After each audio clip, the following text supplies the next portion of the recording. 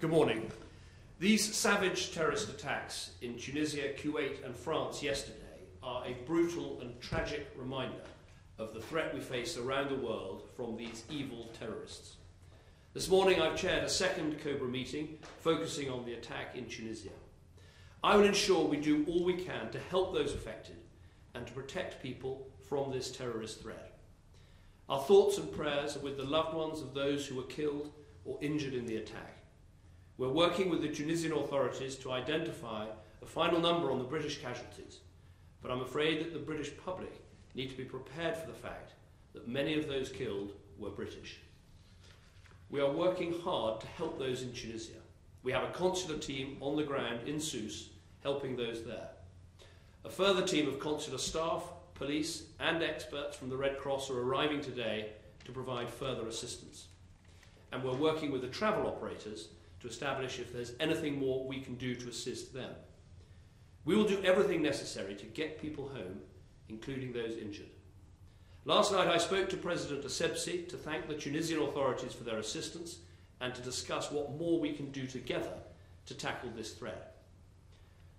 These were innocent holidaymakers, relaxing and enjoying time with their friends and families. Like the victims in France and Kuwait yesterday, they did not pose a threat to anybody.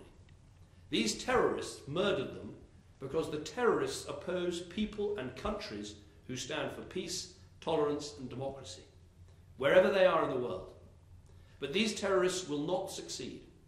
For as much as they try to divide people around the world, they will only unite us more strongly in our determination to defeat these Islamist extremists and all that they stand for. We will keep working with our partners around the world. It will take time, vigilance and determination. But there is no place for these Islamist extremists in the modern world, and we will defeat them.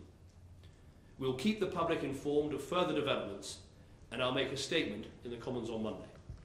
Thank you.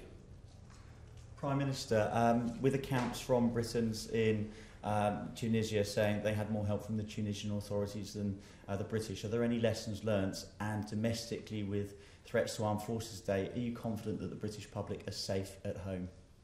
Well, first of all, on the consular assistance we give in Tunisia, one can only imagine the pain and anguish and agony of families that have been caught up in these terrible events. We have a team on the ground in Sousse. They're working hard. I've been speaking with them on a video link this morning, and we'll be getting further a full deployment team arriving later today to give even more help to the families, and we'll do whatever it takes to help them. On the issue of Armed Forces Day, I mean, let's be clear, there's no doubt we face a very severe threat in our country, and we have done for many months and many years, and the level of the threat is identified independently of government and published in the proper way.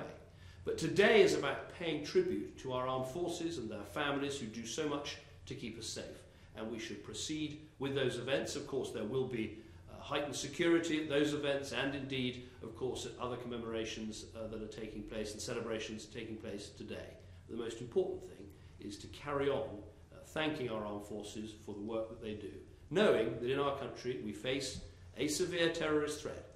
But if we work together, if we're vigilant, if we back our police and anti-terrorism forces, if we combat this poisonous narrative of Islamist extremism that is radicalising too many young minds in our country, if we do all those things and show the persistence and the determination that I've talked about, we'll overcome.